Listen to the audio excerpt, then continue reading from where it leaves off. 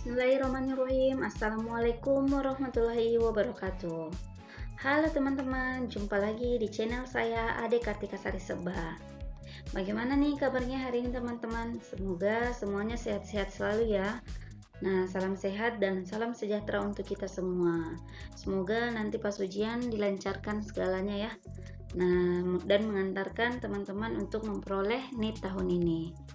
Oke, pada hari ini teman-teman saya akan membahas tentang materi advokasi kesehatan. Nah, materi ini juga masuk kisi-kisi SKB teman-teman ya.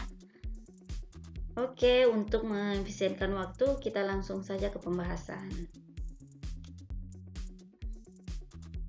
Outline yang akan saya bahas pada hari ini, saya akan bahas tentang definisi advokasi, tujuan advokasi, sasaran advokasi, teknik advokasi. Nah, pendekatan advokasi. Selanjutnya yang terakhir adalah indikator hasil advokasi. Dan setelah indikator kita lanjut bahas soal. Jadi teman-teman, kira-kira apa sih advokasi itu? Jadi mendengar kata advokasi, apa yang terlintas dalam pikiran teman-teman? Atau mungkin teman-teman banyak juga ya yang sudah paham tentang advokasi ya. Karena ini juga merupakan salah satu SKB ya, kisi-kisi SKB epidemiolog. Oke, jadi advokasi itu dia itu merupakan serangkaian kegiatan komunikasi. Jadi advokasi itu dia serangkaian komunikasi teman-teman ya. Nah, kepada siapa? Kepada para penentu kebijakan atau policy makers dan pengambil keputusan atau decision makers. Jadi ini ya, jadi advokasi itu serangkaian komunikasi kepada para penentu kebijakan atau policy makers dan pengambil keputusan atau decision makers. Nah, tujuannya untuk apa teman-teman? Agar mereka ini menerima dan komit dan akhirnya mereka bersedia mengeluarkan kebijakan atau keputusan-keputusan untuk membantu atau mendukung program kesehatan. Gitu teman-teman ya, jadi sudah paham ya apa itu advokasi. Oke, kita lanjut. Apa sih tujuan dari advokasi itu? Jadi advokasi itu mendorong dikeluarkannya kebijakan-kebijakan publik oleh pejabat publik sehingga mereka bisa mendukung dan menguntungkan kesehatan. Nah,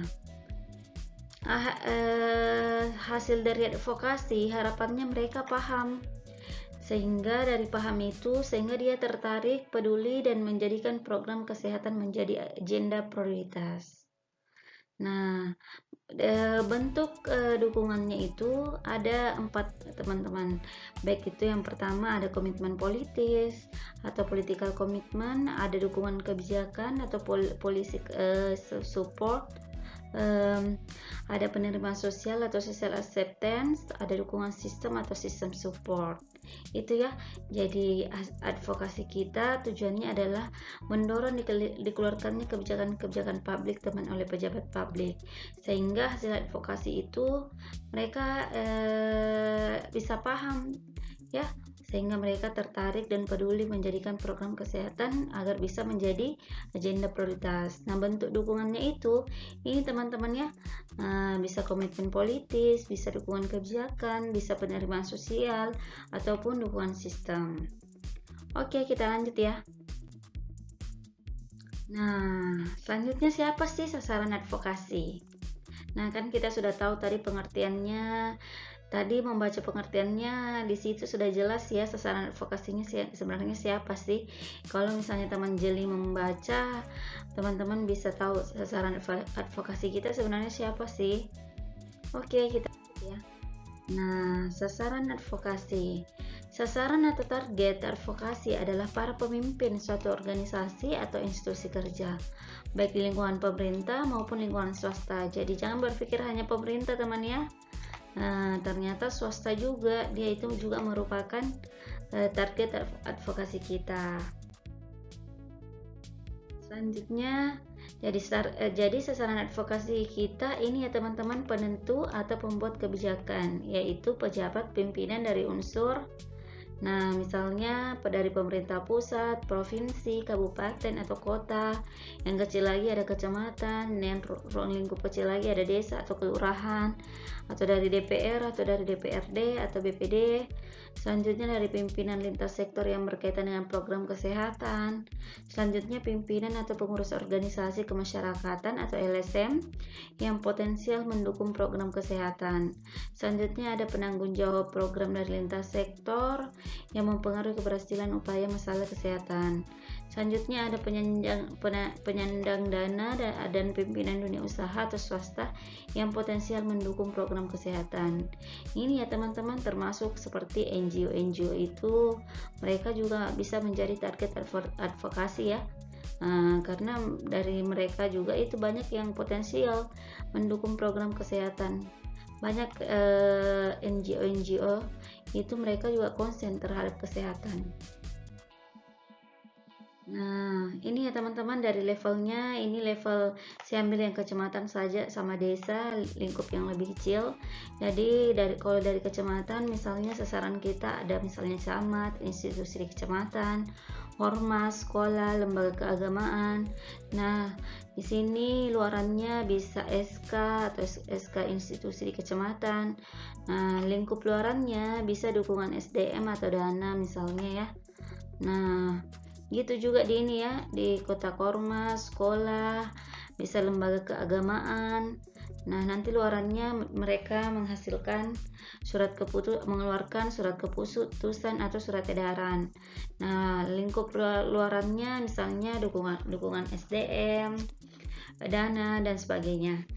Kalau dari lingkup desa misalnya sasarannya ada kepala desa, ada LMD, ada BPD. Nah, kemudian ada ormas, ada sekolah, ada lembaga keagamaan. Untuk kepala desa misalnya luarannya ada Perdes, peraturan desa, atau SK, surat keputusan kepala desa ya. Nah, lingkup luarannya misalnya lingkungan SDM atau dalam lingkungan atau dana.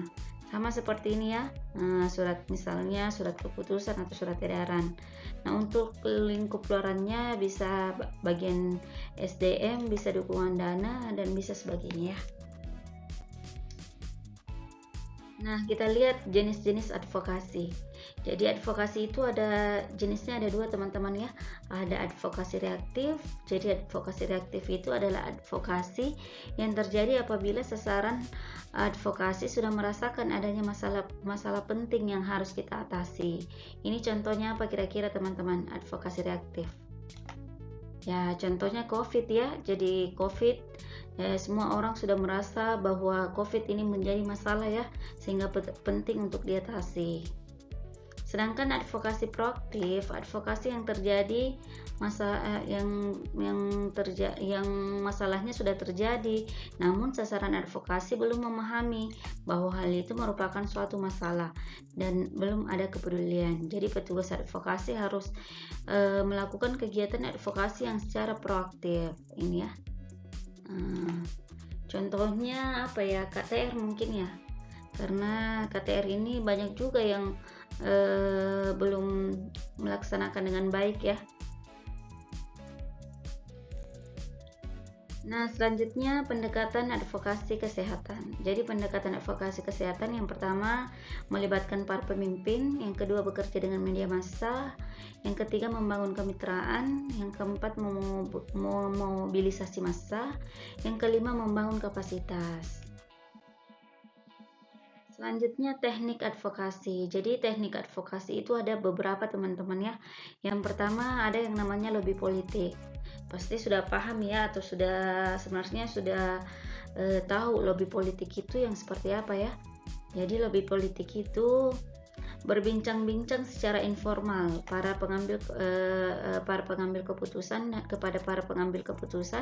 dan pembuat kebijakan untuk menginformasikan isu-isu strategis yang menjadi permasalahan di masyarakat. Nah, ini lebih bagus kalau kita menggunakan komunikasi interpersonal ya. Jadi dia menggunakan komunikasi interpersonal, lebih efektif. Kemudian ada yang kedua, ada petisi teman-teman ya. Nah, petisi adalah cara formal dan tertulis untuk menyampaikan gagasan advokator Ini orang yang melakukan advokasi namanya advokator teman-teman ya, dan memberikan tekanan kolektif terhadap para pembuat keputusan. Petisi adalah cara formal dan tertulis untuk menyampaikan gagasan advokator dan memberikan tekanan kolektif terhadap para pembuat keputusan. Banyak ya contohnya petisi itu, seperti misalnya yang sering disebar-sebar itu, kita meminta dukungan, misalnya yang sering disebar dalam bentuk link teman-teman ya. Pasti sudah tahu juga ya. Nah, yang ketiga ada debat. Debat juga pasti sudah tidak asing lagi. Jadi debat pada dasarnya juga merupakan salah satu metode advokasi kesehatan dalam kelompok. Ciri-ciri spesifiknya adalah berbagai mengangkat dan membahas isu kesehatan dari pihak yang pro maupun kontra. Jadi kalau di debat itu pasti selalu ada pro dan kontra ya. Oke, kita lanjut teman-teman. Yang keempat ada dialog. Jadi dialog ini lebih tepat digunakan sebagai metode advokasi melalui pendekatan kelompok. Jadi metode ini memberi peluang yang cukup baik untuk mengungkapkan isu, aspirasi, pandangan khalayak sasaran terhadap program kesehatan. Untuk negosiasi, jadi negosiasi ini merupakan metode advokasi yang bertujuan untuk menghasilkan kesepakatan teman-teman ya. Selanjutnya ada paparan. Jadi paparan ini sering disebut juga dengan presentasi. Metode ini yang paling sering digunakan. Penerapan metode presentasi ini dinilai menguntungkan untuk menyamakan persepsi dan menumbuhkan kebersamaan dan membangun komitmen. Yang ketujuh ada seminar. Nah, seminar ini merupakan salah satu metode advokasi yang membahas isu strategis secara ilmiah yang dilakukan bersama beberapa pejabat publik sebagai sasaran advokasi. Oke, lanjut. Studi banding. Jadi studi banding itu teknik ini diarahkan untuk dapat memberikan gambaran maupun informasi yang konkret kepada sasaran advokasi, sehingga sasaran advokasi dapat melakukan analisa dan dia menetapkan langkah-langkah untuk mengatasi permasalahan yang ada, serta mempunyai gambaran terhadap dukungan yang harus dia berikan. Nah, yang selanjutnya pengembangan kelompok peduli. Nah, pengembangan kelompok peduli ini dia adalah metode advokasi dengan cara menghimpun kekuatan baik secara perorangan maupun secara organisasi dalam suatu jaringan kerjasama untuk menyuarakan atau memperjuangkan isu yang diadvokasikan.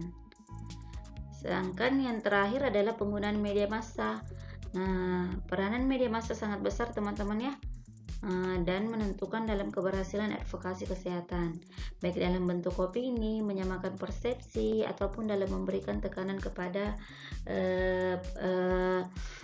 sasaran advokasi. Selanjutnya indikator advokasi. Apa sih indikator hasil advokasi? Jadi ada yang namanya input teman-teman ya. Teman-teman harus tahu ini ya. Ada yang namanya input. Input itu apa? Jadi input itu seperti misalnya orang atau men yang akan melakukan advokasi atau advokator, dan bahan-bahan material. Jadi ada orang, ada kemudian bahan material, yakni data atau informasi yang membantu atau mendukung argumen dalam advokasi.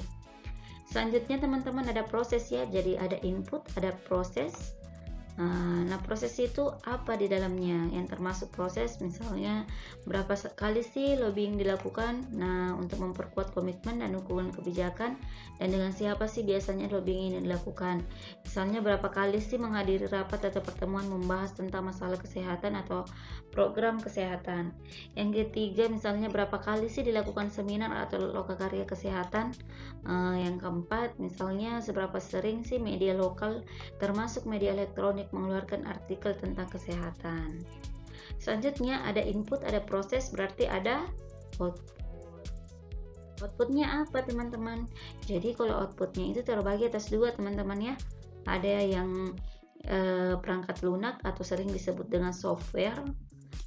Yang termasuk di dalamnya misalnya peraturan atau undang-undang sebagai bentuk kebijakan program atau perwujudan dari komitmen politik. Misalnya undang-undang, peraturan pemerintah, keputusan presiden, peraturan daerah, baik itu gubernur, bupati ataupun camat dan sebagainya.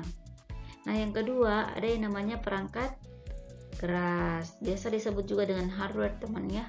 Misalnya tersedianya dana atau anggaran, kemudian dibangunnya fasilitas ataupun sarana pelayanan kesehatan, kemudian dibangunnya sarana prasarana kesehatan, kemudian dilengkapinya peralatan kesehatan misalnya di laboratorium. Oke teman-teman ya, jadi sudah paham indikator hasil observasi itu ada 3 teman-teman ya, ada input, ada proses, ada output. Oke, kita lanjut ya. Oke, ternyata kita sudah masuk pada latihan soal teman-teman. Soal yang pertama, pembicaraan secara informal dengan para pejabat untuk menginformasikan dan membahas masalah kesehatan yang dilaksanakan dalam advokasi dikenal dengan sebutan A. Seminar, B. Presentasi mendadak, C. Petisi, persuasi informal, D. Political lobbying, atau E. Pemaparan. Yang mana teman-teman jawabannya? Oke, jawabannya delta ya, political lobbying. Jadi lobbying itu ingat saja teman-teman ya, pembicaraan secara informal dengan para pejabat untuk menginformasikan dan membahas masalah kesehatan. Ya teman-teman ya, sudah paham ya? Oke, kita ke nomor 2. Metode atau cara untuk melakukan advokasi terhadap institusi pemerintahan diantaranya A. Political lobbying, kegiatan sosial memberikan arahan dan mensosialisasikan program kesehatan. B. Political lobbying, kegiatan pengajaran memberikan semangat dan mensosialisasikan program kesehatan. C. Political lobbying, kegiatan persuasif memberikan semangat dan memberikan pressure atau tekanan pada pemimpin institusi. D. Political lobbying, kegiatan persuasif dan memberikan arahan dan mensosialisasikan program kesehatan. E. Political lobbying, kegiatan pengajaran memberikan arahan dan memberikan semangat. Mana teman-teman? Oke, jawabannya C ya. Jadi political lobbying, jadi advokasi terhadap institusi pemerintahan, metode atau cara yang bagus dengan political lobbying teman-teman ya. Jadi kegiatan persuasif, kegiatan mengajak ya, kita menjual ide kita sehingga mereka bagaimana mau mengikuti ide kita teman-teman ya. Kemudian sehingga mereka tertarik dan paham terhadap masalah-masalah yang kita lontarkan. Jadi di dalamnya juga harus ada pressure teman-teman ya, supaya mereka tahu bahwa oh betul-betul masalah ini betul-betul penting ya untuk diatasi. Soal yang ketiga, ada 5 pendekatan dalam melakukan advokasi. 3 diantaranya adalah A. Melibatkan para pemimpin, membangun kemitraan, membangun rumah sakit, B. Bekerja sama dengan media massa, membangun kemitraan, memobilisasi massa, membangun kemitraan, membangun klinik, dan memobilisasi massa, D. Bekerja dengan media massa, memobilisasi massa, membangun puskesmas. E. Membangun kemitraan, melibatkan institusi kesehatan, membangun klinik. Jawabannya yang mana teman-teman? Kalau teman-teman mau jawab, langsung stop saja ya videonya. Oke, jawabannya adalah B. B ya. Jadi pendekatan advokasi itu ada 5 ya. 3 diantaranya itu bekerja dengan media massa, membangun kemitraan, memobilisasi massa ya. Oke, lanjut ya. Soal nomor 4. Di bawah ini yang termasuk indikator output. Nah, ini tadi ya teman-teman, indikator output. Nah, itu tadi ada berapa teman-teman? Ada 2 ya, ada perangkat lunak atau software, atau perangkat keras atau hardware. Jadi dari bentuk perangkat lunak software adalah kecuali. Jadi ditanyakan di sini kecuali. Jadi teman-teman hati-hati ya dalam menjawab soal, karena jangan sampai ada kata kecuali di dalamnya. Jadi harus teliti ya. Yang pertama, A itu ada undang-undang, B peraturan pemerintah, C keputusan presiden, D peraturan daerah dari gubernur, bupati atau camat, E tersedianya dana dan fasilitas pelayanan. Jawabannya yang mana teman-teman? Oke, error ya. Jadi ini termasuk perangkat keras. Sedangkan undang-undang, peraturan pemerintah, keputusan presiden, ini adalah indikator output pada bagian perangkat lunak. Nah, jadi teliti soalnya teman-teman ya, jangan sampai ada kata kecuali di dalamnya. Untuk soal nomor 5. Teknik promosi kesehatan untuk strategi advokasi dapat dilakukan dengan cara A. Menyebar brosur, B. Dialog, C. Pidato di televisi, D. Iklan, E. Artikel. Yang mana teman-teman? Tadi saya sudah bahas ya teknik-teknik advokasi. Tadi ada 10 ya teman-teman. Oke, jawabannya B ya, dengan dialog. Tadi ada 10 ya teman-teman teknik advokasi. Nah, kalau di sini jawabannya dialog ya. Nah, oke. Udah paham teman-teman ya? Oke, ternyata soalnya sudah habis teman-teman. Makasih ya. Semoga videonya bermanfaat dan bisa mengantarkan teman-teman menjadi CPNS tahun ini. Billahi taufiq wal hidayah. Wassalamualaikum warahmatullahi wabarakatuh.